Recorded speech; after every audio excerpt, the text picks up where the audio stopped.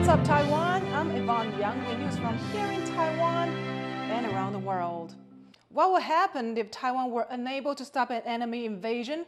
Well, that's what Taiwan's military is trying to practice on day 7 of the annual Kuang exercise.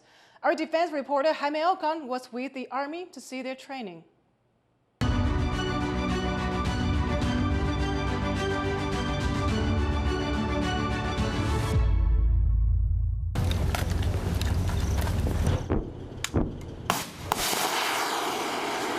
In the outlying islands of Penghu in the Taiwan Strait, soldiers practice firing at sea, using as many weapons as they can to prevent an enemy from making it ashore. It's part of Taiwan's strategy to deter a possible Chinese invasion. But in northern Taiwan, soldiers are practicing what would happen if things didn't go according to plan.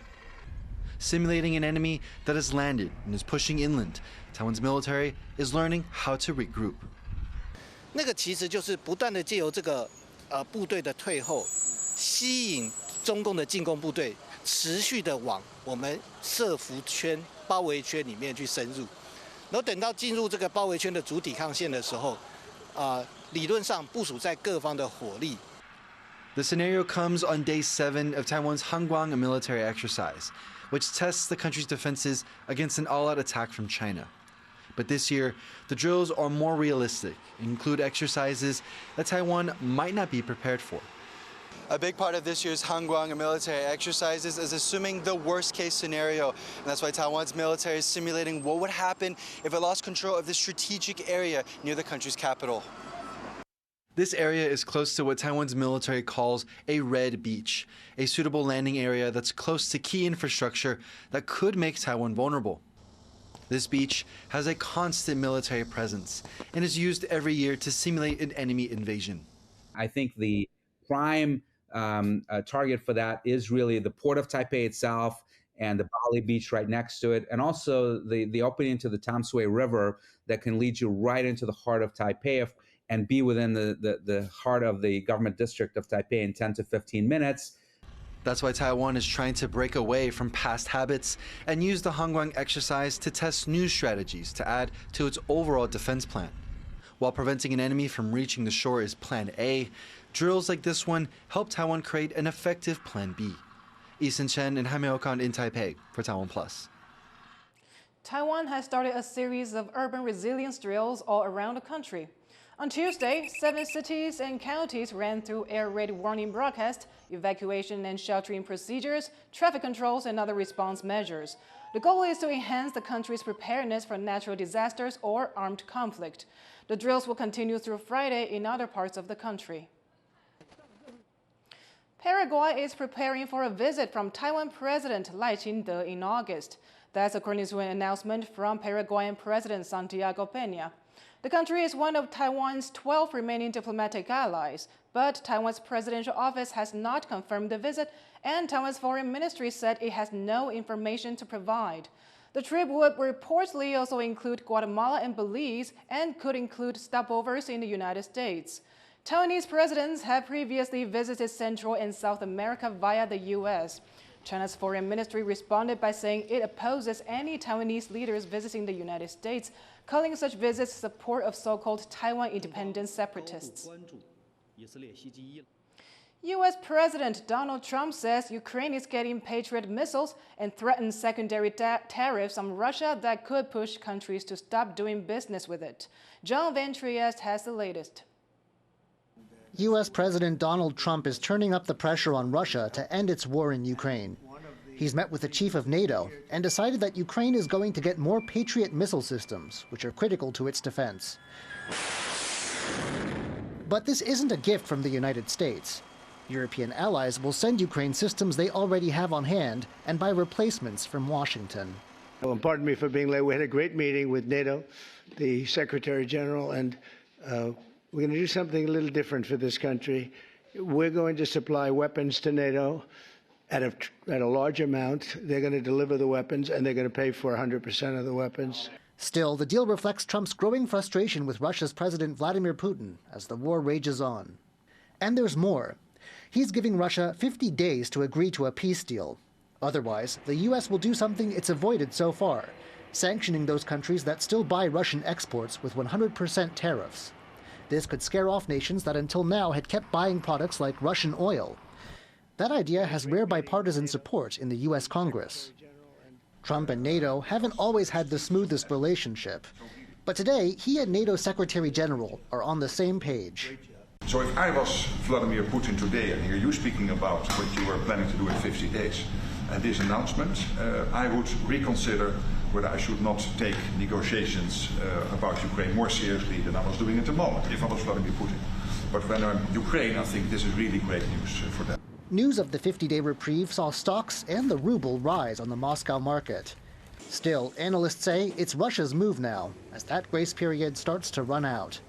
So Putin is going to have to realize over the 50 days or sooner that he's not winning and can't win. And he can't wait us out. That's his only strategy. In both Russia and Ukraine, there is some uncertainty about whether Trump will come through and what his motives may be. Donald Trump is a man who is doing politics mixed with show business. And what he says should always be questioned because he is a very emotional person.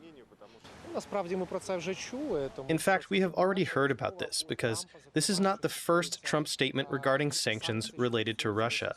And it seems to me that these 50 days are some additional advantage for some political restructuring, in particular in favor of America, because America obviously sees some benefits in cooperation with Russia. Still, after more than 3 years of fighting, the stakes might be rising as the West appears to come together. Ethan Pan and John Van Trieste for TaiwanPlus. Tuesday marks a symbolic day in Taiwan's democratic history.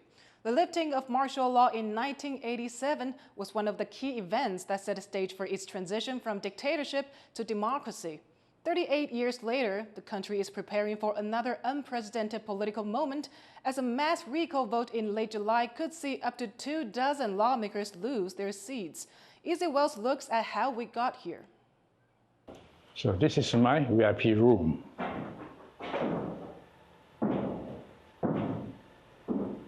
Fred Chin spent a year and a half in this cell for a crime he didn't commit. In 1971, aged just 21, he was a Malaysian student in Taiwan when he became accused of bombing a US government office. He would go on to spend 12 years in prison, detained and tortured first here at the Jingmei Detention Center in New Taipei, then in Taiwan's notorious jail for political prisoners on Green Island. To this day, he still doesn't know why he was singled out. Sometimes I will stand here and look out through the window. I try to find some explanation why I was in this room. Chin was just one of many people targeted by the nationalist Kuomintang government led by Chiang Kai-shek, which had taken over Taiwan at the end of World War II in 1945. Martial law was declared in 1949, and it would not be lifted for nearly 40 years. It remains a dark period of repression in Taiwan's history, often referred to as the White Terror, where as many as 200,000 people were imprisoned. Martial law was finally lifted on July 15, 1987.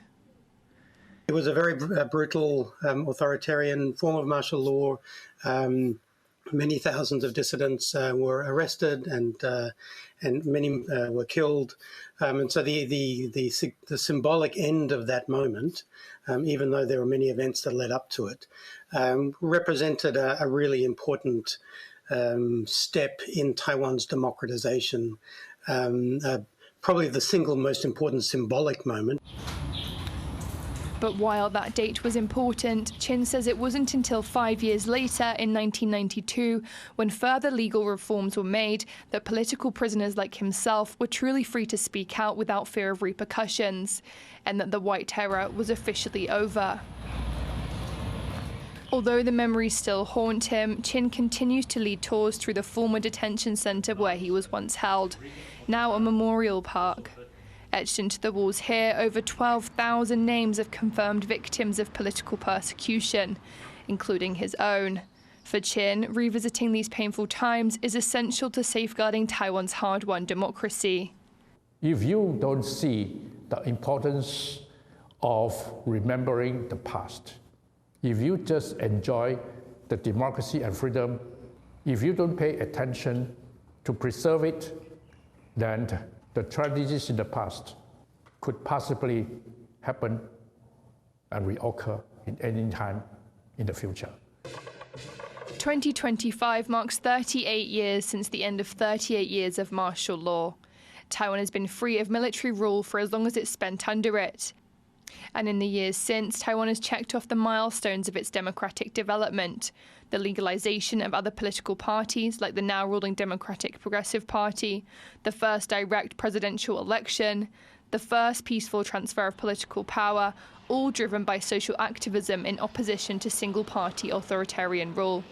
In today's Taiwan, officials are freely elected and may be freely removed if voters are unhappy with them, as can be seen in the current mass recall movement, which is targeting the seats of dozens of lawmakers. Obviously, with the end of martial law and the constitutional reform in the early 1990s and all of the political the changes and institutional changes that were enabled by the end of martial law, that's created the political conditions where recalls can happen. I think you can understand the current movement in the long history of social movement activism. So it is part of that long history, and clearly the DPP has tried to locate it within that history. Today's Kuang, now a Democratic Party and currently in the opposition, sees things differently. It says it's now being persecuted, as all 26 legislators up for recall later in July are from the KMT. It's a reminder that the traumatic legacy of martial law still echoes across Taiwan's political landscape. What is certain is that without the country's hard-won freedoms and the resilience of survivors like Fred Chin, the right of Taiwanese people to choose and recall their leaders and representatives wouldn't be part of today's democratic reality. Howard Chang, Alex Chen and Izzy Wells for TaiwanPlus. The 2025 World University Games are set to kick off on Wednesday, with athletes from around the world already on their way to the event, including Taiwan's top fencers. Our reporter Sandy Chi caught up with them during training. Taiwan's fencing team is aiming to bring home the country's first medal in the sport at the 2025 World University Games in Germany this summer. The competition is an important multi-sports event for university athletes around the world. This year, a total of 9 fencers are representing Taiwan under the name Chinese Taipei. 应该说，我们男子锐剑，我们这次派出的就是4个代表，对，然后他们分别是打个人赛跟团体赛，然后接下来我们还会有男子盾剑，还有女子锐剑。Among the male fencers is Chen Yitong, who competed in Paris last summer. He was Taiwan's first male Olympic fencer in 36 years. He says the team has been training hard. 我觉得我们训练就很全方面，可是就是有比较 focus 在我们的反应跟敏捷，然后可能还要在场上对打的节奏。The spotlight is also on the only female epic fencer on the team, Mia Wu, who began fencing at the age of 11. She is representing Chinese Taipei for the first time at this year's Games. I'm really proud of how hard I worked for this University Games, and I'm super excited to compete, and I hope everything goes well. I would love to be top 4 at least to get that medal, but I really want to try my best and just show how hard I trained and my abilities and capabilities. With the Games set to kick off this Wednesday, Taiwan's top fencers are ready to fight their way to glory and secure their spot on the podium. Chris Ma and Sandy Chi for TaiwanPlus. Thank you for watching What's Up Taiwan. You can visit the TaiwanPlus website or follow our social media for more stories from Taiwan and around the world. Before we go, we'll take you to a special underwater concert held off the coast near Nice in France. I'm Yvonne. Take care, and I'll see you next time.